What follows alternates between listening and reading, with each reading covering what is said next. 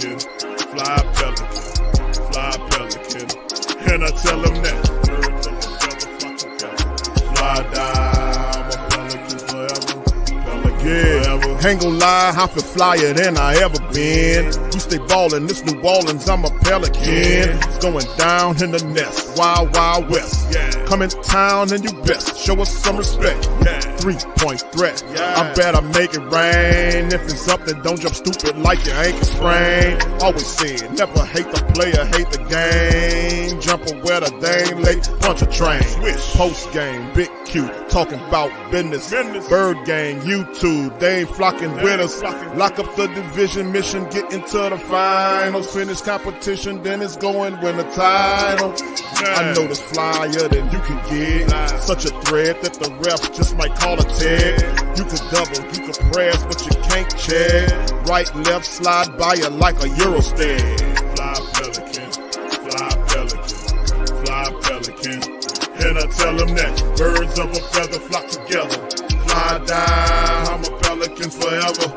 Pelican forever. And never, and never, and never, and never, and never, and never say birds of a feather flock together. Yeah, fly die, I'm a Pelican forever.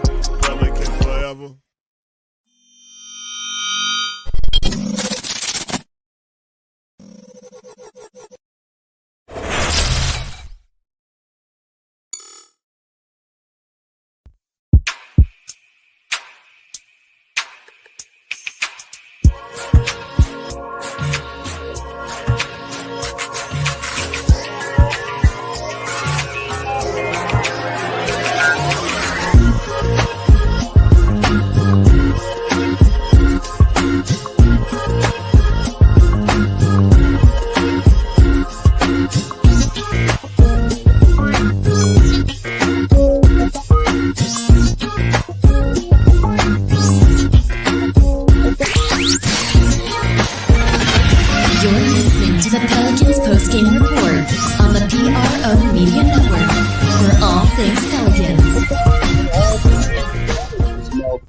Pelican post-game report. Much love to the flock. Appreciate each and every last one of y'all for joining us for this episode of the Pelican post-game reports. Aptly named Pelicans continue to slide in the wrong direction. For the last two games, the Pelicans against the Golden State Warriors, they lose 108-99, and follow it up with a loss to the Sacramento Kings, 123-108. We'll recap this and plus a preview of the upcoming matchup against the Dallas Mavericks, and how the Pelicans need to get back on track to make something happen, man, as the push for the playoffs is in effect. So thank y'all for joining me with this episode of the Pelican Post-Game Report. I am Big Q, your host, and I got my co-host, DC, as well, is in this thing. So much love to the fam. Please feel free to hit the like button, hit the subscribe button. And by all means, make the Pelican Post-Game Report your favorite Pelican podcast in the game. So much love to the family. Thing, DC, let's get it. Man, in this first and foremost, shout out to Brother Aramis who dropped the super chat early on. This last stretch has been a pain to watch. Shout out to your family. You ain't lying, Aramis. They beat the Mavs tomorrow in the ESPN game. I'll be more pissed about that too, because where's the consistency and energy expanded out on the floor? Why is it wishy-washy every night? Shout out to the fam, man. Appreciate y'all for being in the stream as well. J Carv, Elite, Mike Waller, shout out to you. My brother Mont Dog popping in. Jasper, shout out to you. Well, good to see all y'all in the building. What's up, Stephanie? Shout out to the queens out there as well. Appreciate each and every last one of y'all being in the stream. Brother Slim, what's going on, my brother? Good to see you as well. DC, let's talk about it, bro. The Golden State Warriors matchup, I don't want to hang too much on it. You know, quick thoughts on to hang too much on it, because we got two carbon copies of the same game back to back. I know they were very. I mean, they were a lot more positive than the Sacramento game, but the Golden State game, man, it's just like they fight hard in that first quarter, right? And you like, oh man, look at this, boy, the Pels, we might finally do something, and then they come out in the second quarter and basically lay egg. You know what I'm saying? And they laid several more eggs for the rest of the game. You know, it's just it was embarrassing to watch. This game was just one of the ones that stick with you, because you get a perfect storm and being able to play a team without Steph, and they just drop the ball, man. It's just disheartening. You got a small Warriors team, you get out rebounded. Credit to Willie though for trying the small ball lineup. Definitely appreciate that, but we still haven't figured out that balance of, I guess, when to do it, how to do it. You basically get crushed on the boards, man. That's what cost you the game. Didn't turn the ball over, forced turnovers, couldn't score after you got turnovers. You know what I'm saying? The Pels at this point, it's like they do a lot of the things necessary to win, and then they just find new amazing ways to win the game with lack of energy and lethargicness, man. And just when teams play us a certain way defensively, and they figure out that, hey, this is tough for us, we can't find out another way to adjust or adapt and get that. We'll have some things that work. When the other team finds something that doesn't work against us, it's pretty much lights out, Q. They just give us a steady diet of it for the rest of the game. And ain't nothing we could do, man. We just go back to the drawing board next game, and, you come out and you get the same thing. I did like what I saw from Kyra, but what I didn't understand is Kyra was playing really well, and then Willie just took him out the game. We ain't seen him no more. I didn't get that. Yeah, you're right, Aramis. That 2-3 zone is definitely kicking our ass. They occupying the space that BI wants, making it difficult for him. He had a rough one, that Golden State game. Really, really rough on that game. And ultimately, if BI had a normal game, probably would have got the victory. But, woulda, shoulda, coulda, shoulda. CJ ain't play well either. So he definitely got the points up. But, I mean, he got 25 points on 21 shots. Yeah. So just another disheartening loss, man. You go over the player statistics. I'm letting you know right now. I don't think anybody other than my boy Kyra deserves a shout out for as the player spotlight. That's all I'm going with. Just let you know right now. Yeah, they gave him 10 minutes in the G State game. He scored 9 points in 10 minutes. So I mean, that was something that was pretty cool. It was good seeing Najee put up decent. He was perfect, and he only got 10 minutes. I don't know, get bro. I don't get it. I don't get it either. C-Mac in that one, 25 points in the matchup against the Golden State Warriors in 40 minutes. BI finished with 17, 15 from Trey Murphy in the matchup. And Golden State, man, in this game, top scorer was Klay Thompson with 27, followed by Jordan Poole's 18. And then you had 19 off the bench from Kuminga, 14 from Green, and Lamb threw in 11 as well, 10 from Kevon Looney. So the Golden State Warriors did enough to win. They improved themselves at the time to 34-30, and they are 27-7 in their building in the Chase Center. So Golden State did what they were supposed to do to propel the Pelicans to get them out the way. Now going into the Sacramento matchup is the game the other day was just, what can I tell you? The third quarter was disastrous, man. 38 points scored by Sacramento versus 20 by the Pelicans. It just I really thought we was gonna get this game, man. They really fooled me this game, man.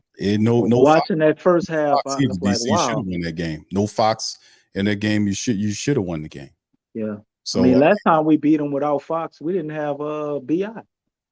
We didn't have BI or Zion, and we won the game last time. I think CJ might have played though. But it's kind of a repeat of the Warriors game, man. Except they really only dropped the ball that third quarter. But it was just such a disastrous stretch. Like, my God, you can't only have a 20-point quarter, and then damn near let the team put up a 40-point quarter. Like, you just can't drop the ball on both of them like that, man. It's like, wow, they put us in that zone. 2-3 zone that Aramis is talking about, and they just proceeded to whoop our ass, man. Yeah, we didn't have an answer for that zone, man. No, Willie, and I'm not even gonna lie, Q. That first half, of coaching by Willie, I thought was amazing, man. We had the perfect lineups, the perfect substitutions. They were calling great plays. We were generating good offense easily. The Pelicans pretty much did everything right the first quarter offensively. Defense, well, it is the Sacramento Kings. You're talking about the number one offense in the league. We could have, tightened up a few areas there. But man, they went in and they made adjustments at halftime, man, and it just looked like we didn't. You know, they came out and they played better than they played the first half, at least in the third quarter. And we came out and dropped the ball. When we went to that zone, uh, it was kind of sad to me that we couldn't make an adjustment to find some guys to put out there that's gonna hit them threes. But I mean, we got Trey as the only shooter. I think Josh Richardson would have helped, but he didn't play this game.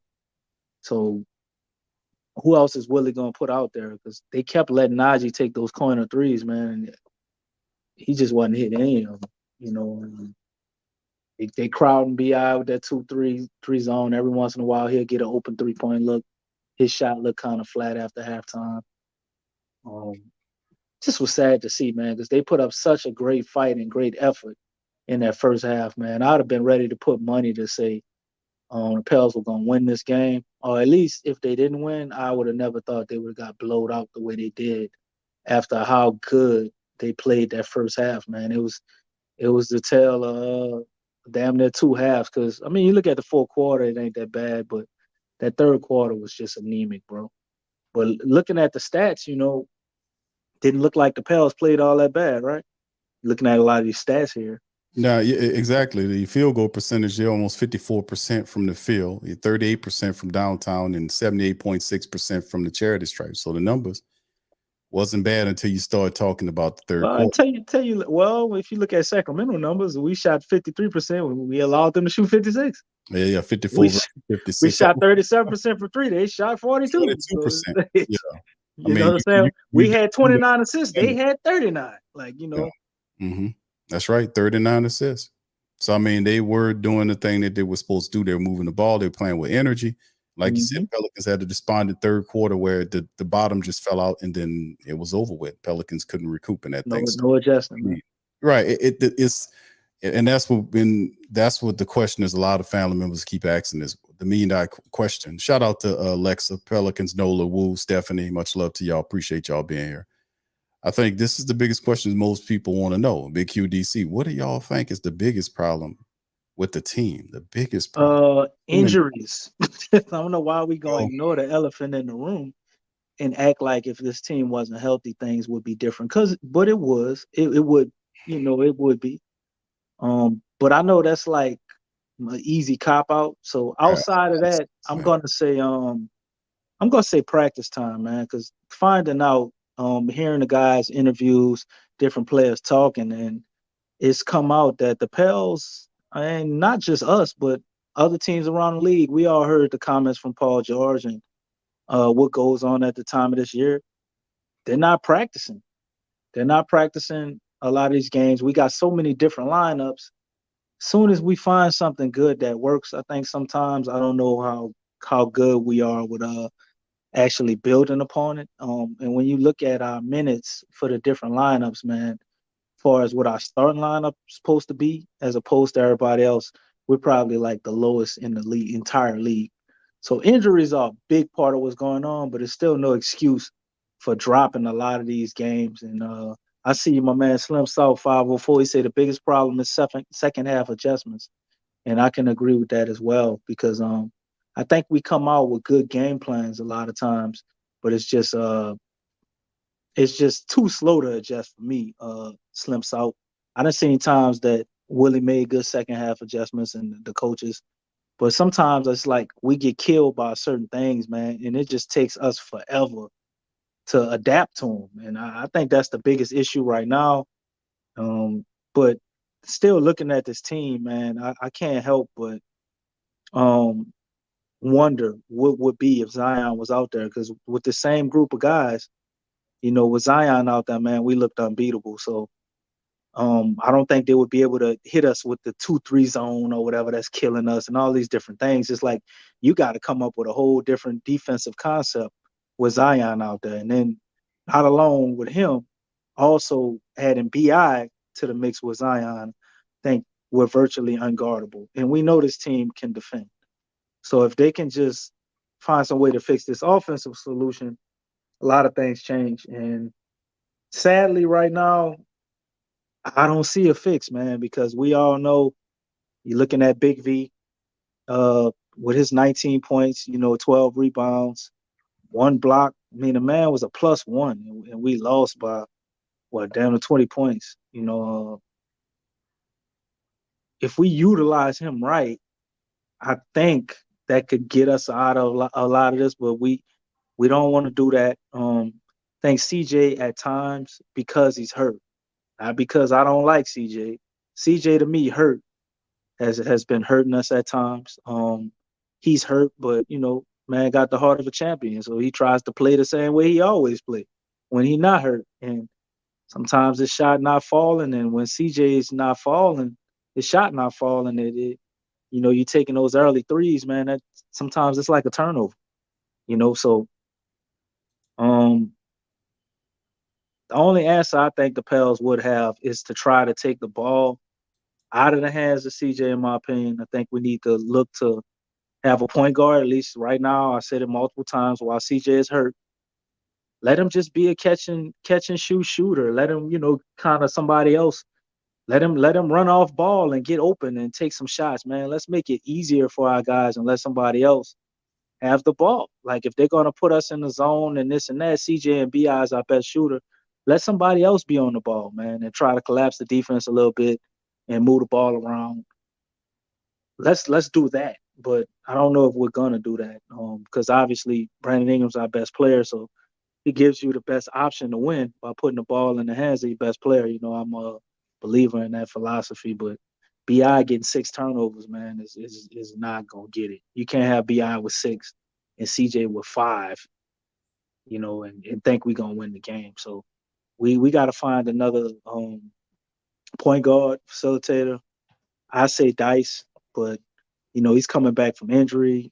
He doesn't seem particularly to have hit his stride that he was playing at. He was playing at a pretty high level before he got hurt. So I don't know if they're going to do that, but I said, well, then we could look to Kyra. You look at the stats he had. He was 1 for 7 with 3 points, but man, the man wasn't a +3 for no reason. Kyra gave us a lot of good minutes. Shots wasn't falling. He did make it to the free throw line, but a couple of times. Well, one trip. But I thought his speed can do a lot, man, and he was doing a good job of trying to run the offense and set people up. We got to do something different though. Ultimately, we just gonna keep getting the same results. I mean, the flock is coming with some good ones, man. Let me tell you, from rotations to all kind of stuff, and it's hard. It's kind of tough to pinpoint just one thing because they're doing several different things bad equally. But if I had to draw upon it, DC made the commentary about the minutes and then the practice situation, which is I don't know. I hear what you're saying. I get what you're saying. That's got to be. This what the players said, Q. I get you. I get you. Different rotations, I get you. And they're not practicing with them lineups. I hear you, bro. But at the same time, that's not just something indicative of the Pelicans. The entire league is going through that. Exactly. Yeah. So I can't really. How much can I lend to that versus me watching other teams who are going through injuries? But they're not going through it with the injuries in the different lineups too. Yeah, but this is something that the Pelicans are not indicative of. I mean, we've been suffering from injuries consistently over the years. So which means what other team is missing their best player and what's their record? DC. I hear you on that, but that's not a reason for us to. You have to figure out a way. You still got to win despite injuries, regardless of who it is. You got to figure out how to win. And sometimes some of these games, you could have won these games. Some of these games you'd have won if you used better personnel. You spoke about KLJ. Use KLJ as a measurement for the Golden State game. He got 9 points in 10 minutes. And then, he went away from them. So I'm saying it's going to take a few things here, man. For some, I don't know if I can call it stubbornness or it's just a learning curve or whatever's going out. They're trying to figure out exactly what the Pelicans need to do to get winning. But let me tell you something. The Pelicans have enough people to be beating teams like the Sacramento Kings. It's unacceptable for them to bottom out in the third quarter, 38-20. That's unacceptable. The Golden State game was a win, should have been a win. So even though the Pelicans are a garbage road team, some of these games they should have won. Some of these games they just get away from them. And you talk about third scores. I mean, you got BI back. You got CJ there, and we know they do what they do. We know Trey needs to step up and score. They need the better. You just got Valanciunas back, right? So you need a better plot of Val. And Val gave you 19 and 12 in this. We need to use him more that game, man. Val, he played good that game. I thought he looked great. Yes, yeah, but Sabonis was getting with him too now. Sabonis, he was giving up some points. Right. So I mean, he gave him 19. Then CJ only gives 14 and 24. So like Sabonis only had 19, Q. So he did get triple double though.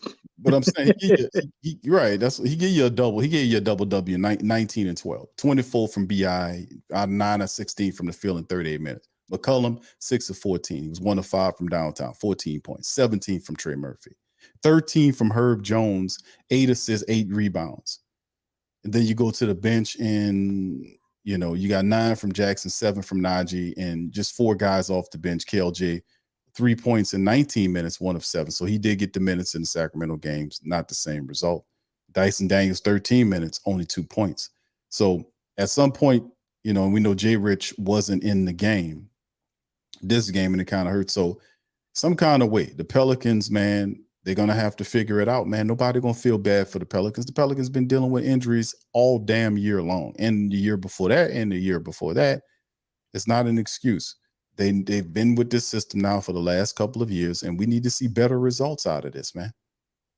So that's what I'm saying. People you got to learn how to win with injuries, man. And what does that have to do with the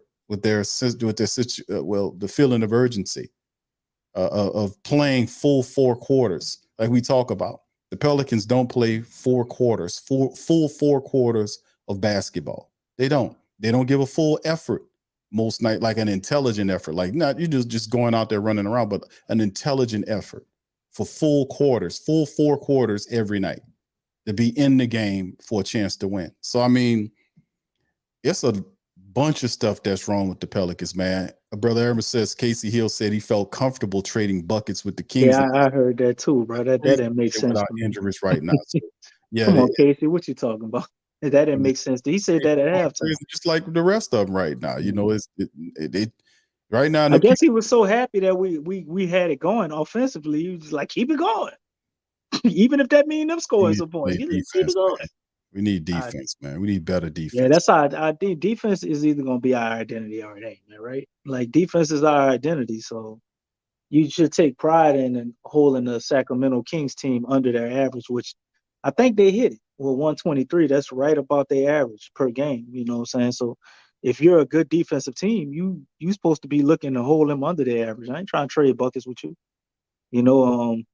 Yeah, I didn't like that comment either. But there were a lot of things, like, for instance, we saw Willie Green still use the small ball lineup, even though it kind of, I guess, backfired a little bit on us in this game. But I like the idea that they are changing things. And I saw a lot of improvements in the Sacramento game. I mean, you could look at it and say, well, Sacramento's a bad team defensively, which they are, but that don't have nothing to do with the lineups we chose to run and the different rotations that coach had. Some of the plays I saw them doing where they were getting easy looks for BI, and even CJ at times, So I think they are doing some things different. I like what I saw. Far as in that first half, in kind of a new look Pels, they had different sets they were running. You seen a lot of movement off ball. Mm-hmm. That did things going. Herb was cutting phenomenally. He was doing a lot of great stuff. He hit all his 3-pointers, but it got to a point where we were trading buckets, with Sacramento.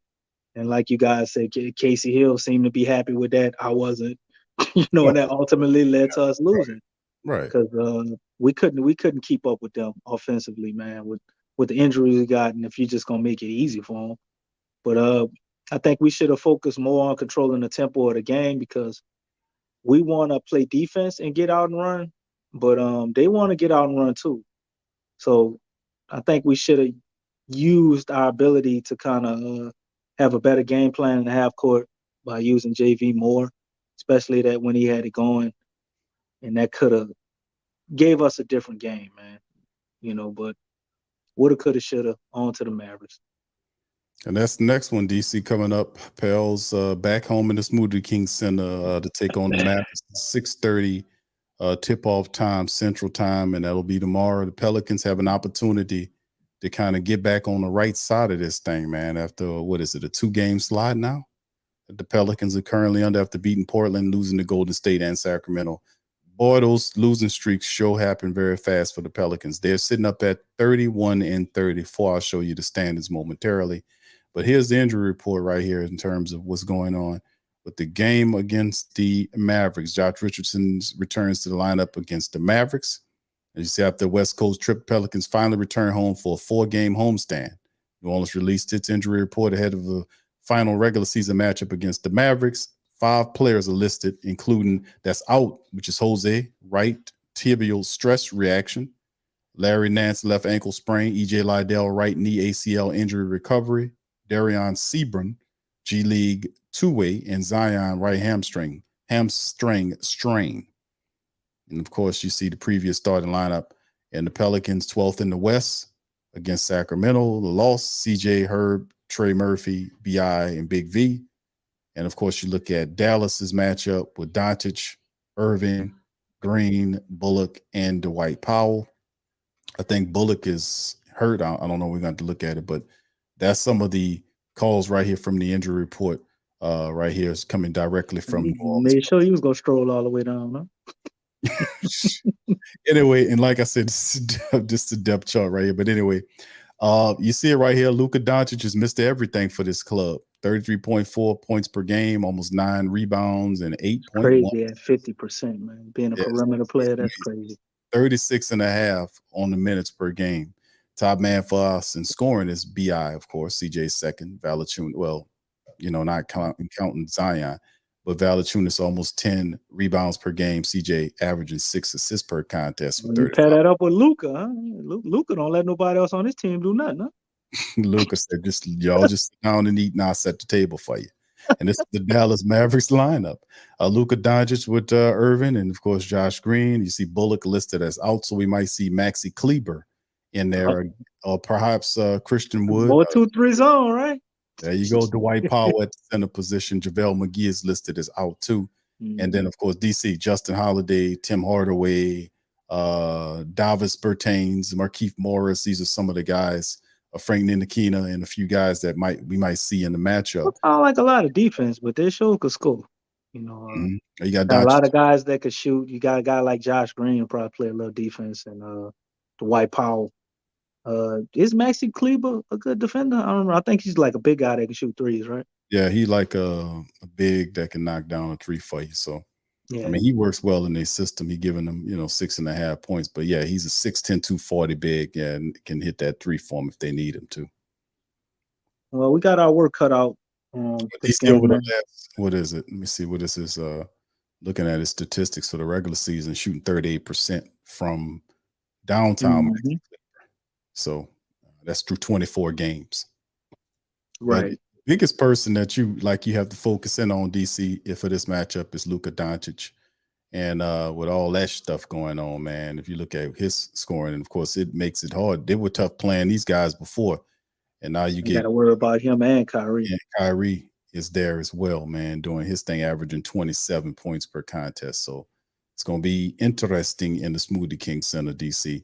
How do we get this one, man? What we need to do here? First, we need to get to the arena. Play some defense. They're going to need to eat.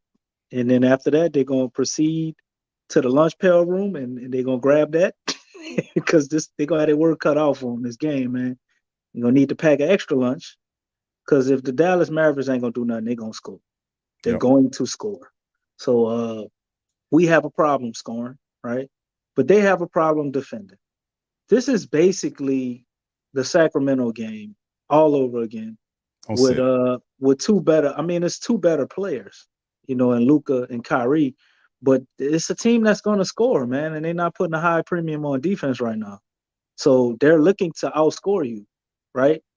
So you got to be able to keep up, because I don't think this is not a team we're going to be able to hold to 100 points. Come on, let's be honest. But in order for the Pels to win this game, man, you got to limit Luka and Kyrie the best you can do. Obviously, you're not going to stop both of them. To me, they're still trying to figure things out, so they're a little vulnerable. But this is an offensive juggernaut in this team, man. But the Achilles heel that they have is defense. So personally, I don't know if we can do it though, because CJ, I don't know how good he's feeling, but I would want to attack those two defensively, and try to tire them out. That's always been the method I've seen us effectively use against Luka, is when we try to attack him, and make him play defense. Make him do everything scoring while guarding him, of course. Don't let his teammates kill us, and then make him play defense. When we successfully do that, we're able to win.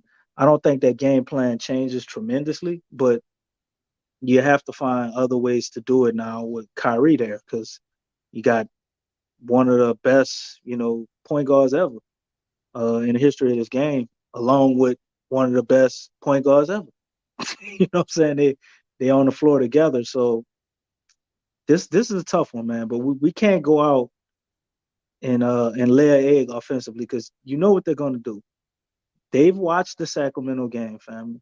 They seen the Golden State Warrior game where they was hitting BI at the box and one and all that. And they ran with the 2-3 zone, Sacramento. We're going to get another version of a zone defense, right? So we got to be able to hit some shots and beat that. I saw some encouraging things from Trey. Didn't mention him in the Sacramento game, but he came out. He looked to have it on his mind. He did drop 17. It seemed like a drop in the bucket the way we lost the game, but he was shooting pretty well. He was 4 for 8, from 3-point line. So if Trey can play like that, and you get a guy like Josh back, I think he helps tremendously. That small ball lineup that we all loved, we need to see that again. But I need to see Josh out there with it. You know what I'm saying?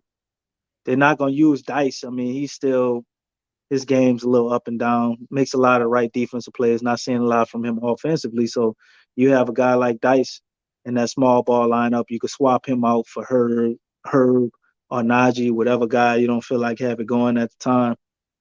I think we can do some things, man, and we need to implement the rotation the way we had. I like to see Kyra out there getting some minutes, man.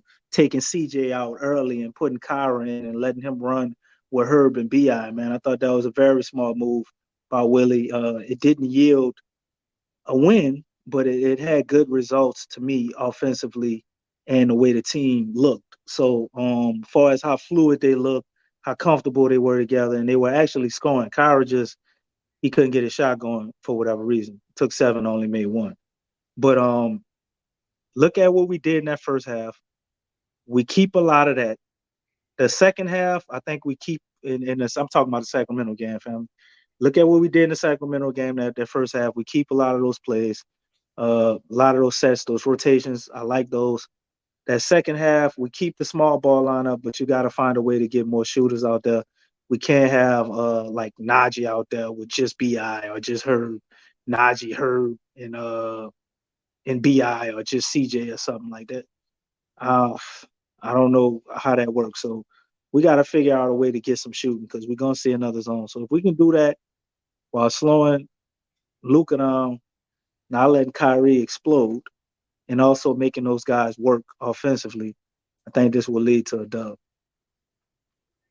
Also, don't forget to mention the fact that Pelicans, like the flock is mentioning, playing smart, not turning the ball over, and also realizing that there's two people coming in there to try to beat you. It's the referees and the Dallas Mavericks. Man, when the last time we got a good ref came, man? Because I mean, god damn, bro, it'd be blatant calls where the ball go out of bounds off of the opposite team, and they say it's out on us.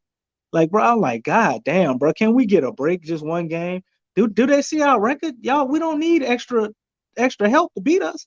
even if y'all call it fair, we still might lose the way we've been playing, bro. Can y'all leave us alone for a little while right now? Wait till Zion come back for y'all turn the difficulty meter all the way up back to Hall of Fame, bro. This is ridiculous. Yeah, it's and family mentioned Willie's message getting a bit stale. Yeah, that's true, man.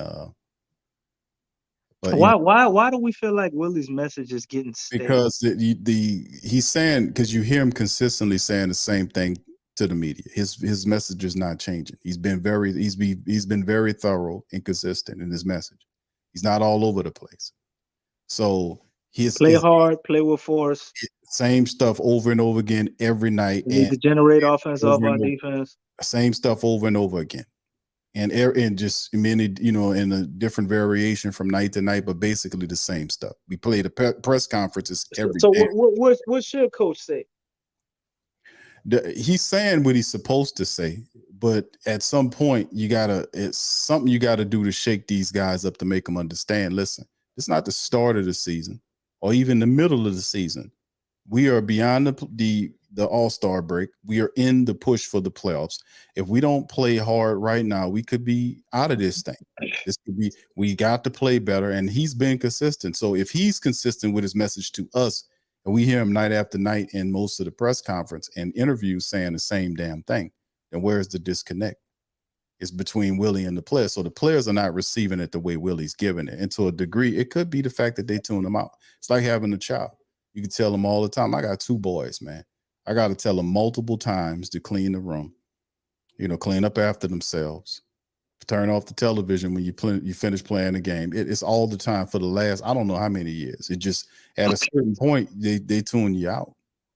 So, you got to know how to talk to children. You can't talk too long to them. It's just the way you got to know how to communicate with people. And I'm pretty sure to a degree, they tune in Willie out. But some kind of way he's got to figure a way around this, man, to make them understand how important the stretch is right now for what we're trying to do in the playoffs. They're trying to have a playoff berth or run at the playoffs. Brother Aaron says, because you got to fight isn't what the team is doing. Did we get an update on Zion? I know this imaging is this week. So no, not yet. Imaging is this week. So typically we expect it to come out on Monday. I think we probably going to get it right about Friday or Saturday, right as soon as the week is almost over, just so they can say they dropped it this week. And if we don't get any news, just take that as bad news. So if they don't say anything all week, then it's not good. Yeah, it's you're right. I mean, the family members are pretty much, spot on, man. Y'all seeing, y'all just reporting on what y'all seeing, man. And it's the same thing with me. I mean, it's the same stuff. They're not playing thorough enough from quarter to quarter, from 1 to 4. They're just not playing smart enough. They're not playing hard enough. And a lot of other times, the other teams just outgutting them. Right. They're outgutting them. So the Pelicans got a lot to learn, and we can't be sitting around talking about we waiting for Zion Williamson. I hope that's not the mindset of the Pelicans. They have to put some wins together, and it ain't going to get any easier. You got this team against Dallas, and most of these teams that we're playing against are in the playoff hunt as well. So you have to beat some of these teams to pull them down to get yourself up in there. So let's look at the standings, DC. Here's the standings in the Western Conference as it stands currently, family. We're below the blue line. Pelicans are below another blue line. Pelicans are underneath they're out of the play. They're sitting currently at the 12th position below the Los Angeles Lakers. That's right. The Lakers have surpassed they tied with the Pelicans, but they're on top of the Pelicans right now. Pelicans on that 2-game slide, 3-7 over the last 10. They've had a horrible record starting this year, and they need to do something about it. They got to play better. You got a team like Dallas who is sitting at the 6th spot in the Western Conference. The Pelicans can really do themselves a tremendous service and take advantage of the energy of the arena. They're 20-11 in the Smoothie King Center, and they need to start winning games in the Smoothie King Center. I don't care about. We 8-20 on the road, right? You're not going to do it on the road, DC. No, that's the last. I think that might be the last 28 games we 8-20. So, I mean, whatever the home games are, whoever against they are, I don't care if they're the top of the Western Conference or the very bottom. The Pelicans have been very consistent in losing to teams that's all over the place, whether they're a team that's sitting near the bottom or like they lost to the Lakers, who was several games underneath the play-in, or teams that's a little bit better or right around the same peer group that they are, or teams that's sitting inside of the top four. They consistently lose to teams. It don't matter where they are in the schedules or the standings. It don't matter what type of team they're incomplete team or not, a long team or not. It doesn't matter. The Pelicans consistently give up and lay down to some of these teams when they need to start putting stuff together. This 2023 year has been an absolute unmitigated disaster. Well, not the 2023 year, the start of 2023. Let me say that from January 1st of 2023 to now has been an unbridled disaster for the Pelicans basketball right now. They needed to get together. But anyway, I don't see them necessarily. It's not an unbridled disaster. You don't agree with that? Oh yeah, it's a hell of a disaster. Okay, but I was just disagreeing with I don't see them necessarily give up, but they do at times look defeated.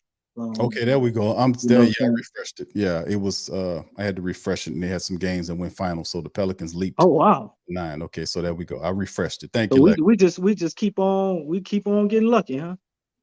Well, you lose in games, man. So imagine that, man. Imagine that stuff. Yeah. Let me redo so that. The Lakers must have lost. I'm guessing, right? Let me redo. Now they saying the Lakers won here. Well, I don't know if they still playing. Did they? I know they was playing the Grizzlies. It was a West Coast game, so they might still be playing. Yeah, I'll pull it up. But anyway, right now, as it currently stand after me refreshing that thing, you see with Denver. Don't get too excited. The Lakers still playing, so if they win, then we'll be right there at 10th.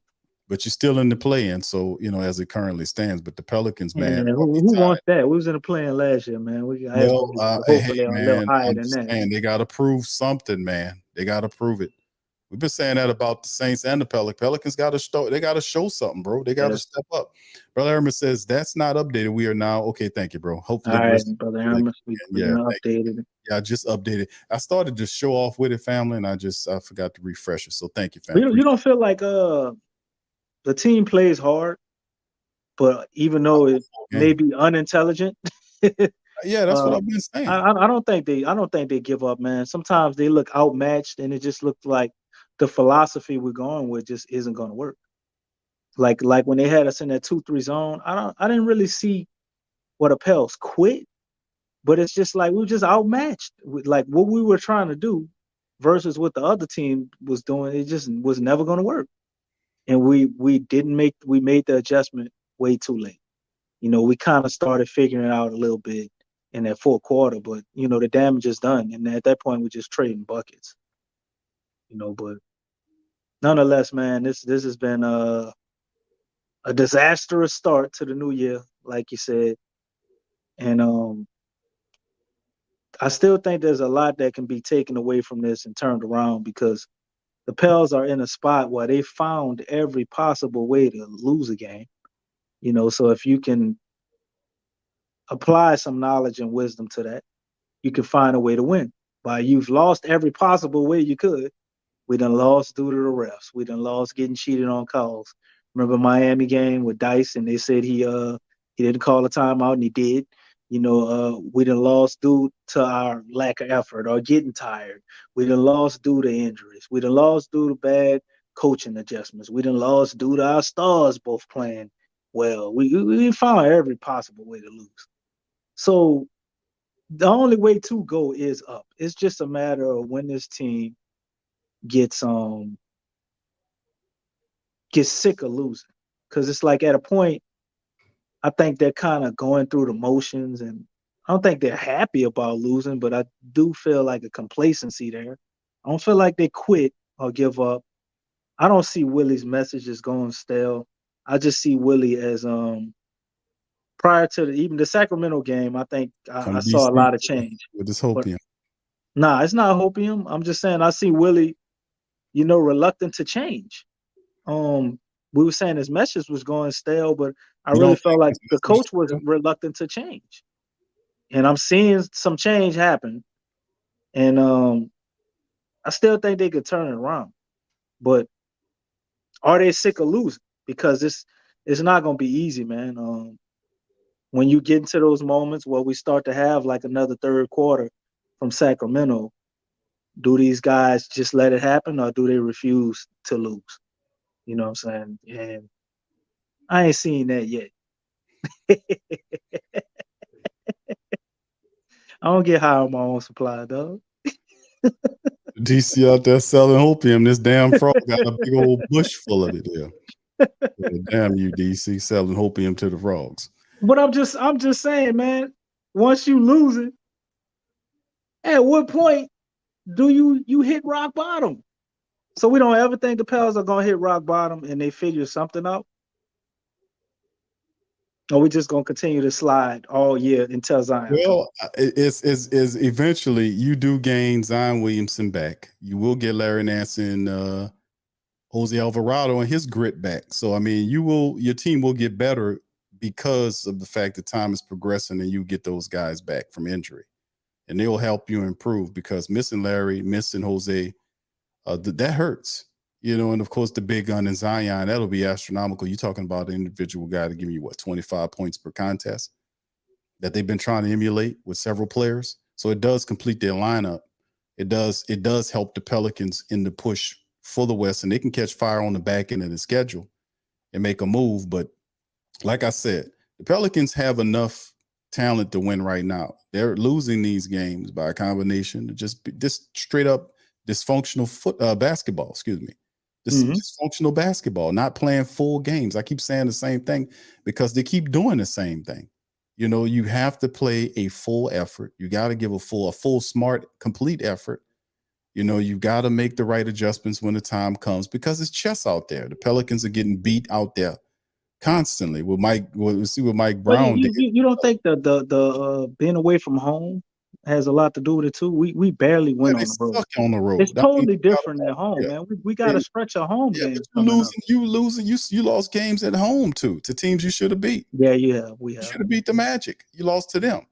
Yeah. The Pelicans are 11-23 on the road, and they're 20-23 at home. So if any opportunity the Pelicans are going to have to right the ship, it's got to be at home.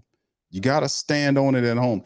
Even if you out there, if you win half of the road games is left, the Pelicans have to build and win at home. They can't allow I don't care who it's against.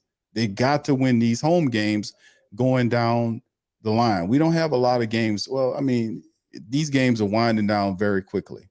We're already almost in, in a little bit, it'll be middle of March. And you know what time it is, DC, when you get in April. So the Pelicans have to step up, man. They're going to have to win. So I don't expect them to win all the games on the road because they're a shitty road team.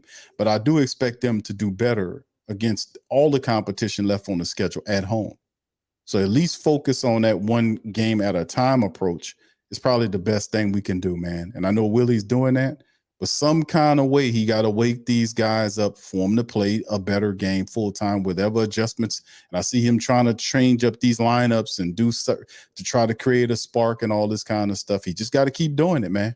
He got to figure a way how to get to him and make him see that it's very important right now that we don't have time for all this damn losing. We got to step up and win. Now, of course, like we said, it's 31-34, 9th in the Western Conference. But if you look at the games behind, DC, they're about three games, perhaps 3.5 games from getting inside the top 5.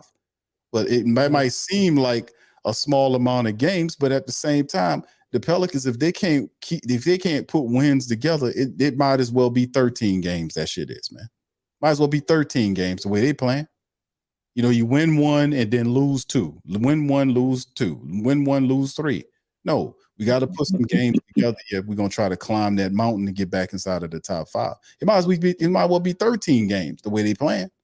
So they got to bring it, man. They got to bring it. They got to bring the effort. Bring that damn effort, man. Bring it. Bring that effort. Play hard every damn game like your life depended on it. That type of stuff. And watch things change. It won't take the crappy referees or the team we playing against. Play like your job depended on it every night. That's what you got to do. They're a little bit too comfortable and think the shit's going to be handled. They got used to losing, man. This is what you kind of see with, those teams that are always tanking for draft picks and stuff. Is no penalty. We talked about accountability. People weren't being held accountable. That's what happened when you get complacent or used to losing, or you make too many excuses about losing. We are right to be upset and for the fan base to look at it as you should win some of those games, because you can say at least half of these losses we have, potentially you could have won, right? But being more reasonable, let's say 25% of them definitely should have been wins. Like there's no way you should have 34 losses. No, it should be more like 26. You know, you want to say that, or you could say 24. But they just gotta dig deep, like you said, man. You can't be complacent with losing. Here we go again, and just fall for that same. You got to break out of this rut. You know, we're in a constant state of what we always have done. And like I was saying before, you put the crazy frog man up there doing his drugs. I felt like I seen periods or strides. Yeah, that guy. I seen periods or strides of the Pels doing that in the Sacramento game. That frog did stuff too, by the way. Just to let y'all The know. Warrior game, not so much. The Sacramento game, man, I seen some things that I was encouraged about because I seen things that were different. But we still had an epic collapse to end the game and lost by almost 20 points. But if they can bring that same level of change or new innovation or adjustment to this home game in Dallas, man, I think it's a lot to be had. But obviously, you know, it's still a tall order to beat the Dallas Mavericks, who are off of a very emotional game. Did they play since Sunday? They had that epic game against the Suns. Oh, they played tonight. They beat the Jazz. 120-116. Kyrie had 33 points, 6 rebounds, and 8 assists. Yeah, so Kyrie done found his stride, man. Him and Luka are starting to figure it out. The Jazz were out without Lauri Markkanen, though, so maybe it looked a little different if he was there. But nonetheless, man, we got our hands full. And if the Pels want it, they gonna win it. If they giving us the same thing we saw on the road against the Warriors in that second half of the Sacramento Kings, it's another L, family.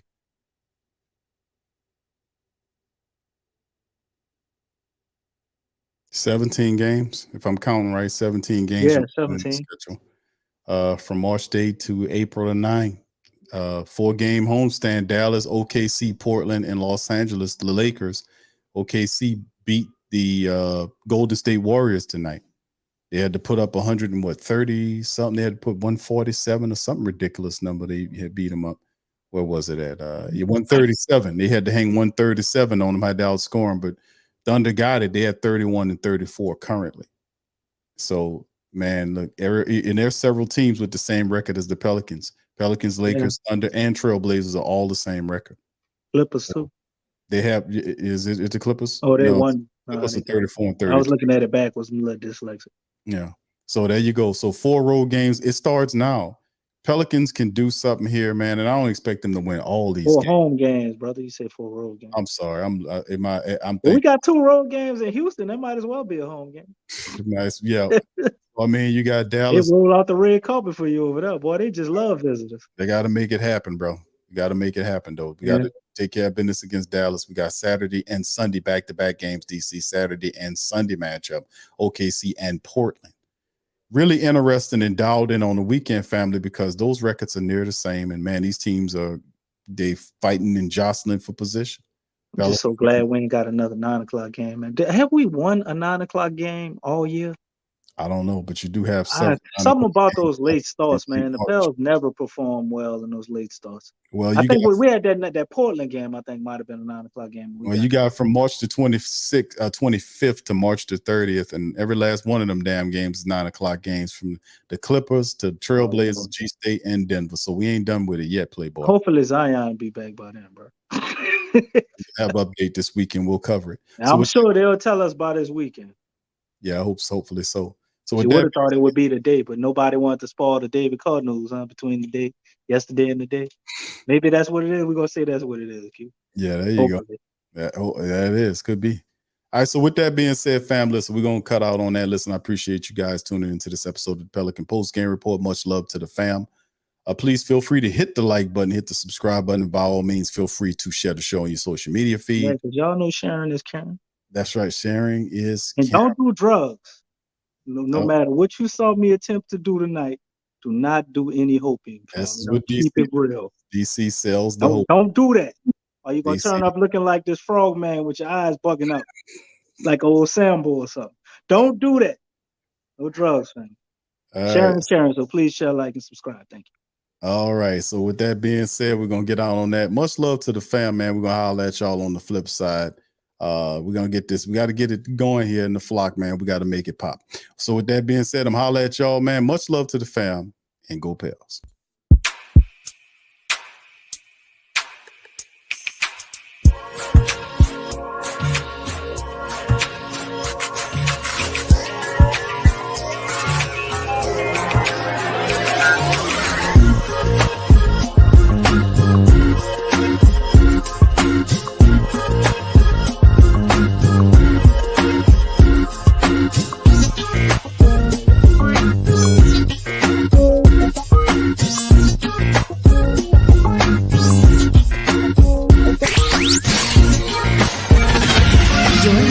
The Pelicans post-game report on the PRO Media Network for all things Pelicans.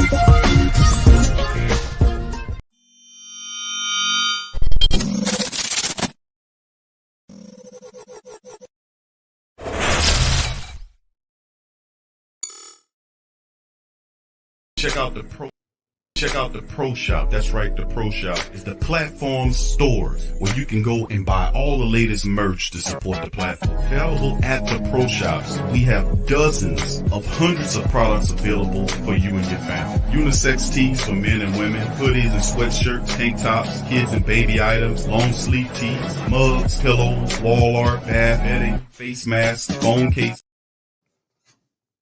Big.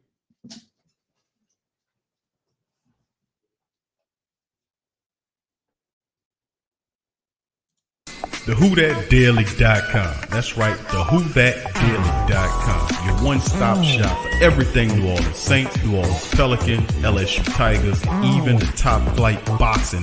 So if you're a Who That and you're looking for a place to stay up on your team, TheWhoThatDaily.com is your site. TheWhoThatDaily.com for the sport Who That in all of us.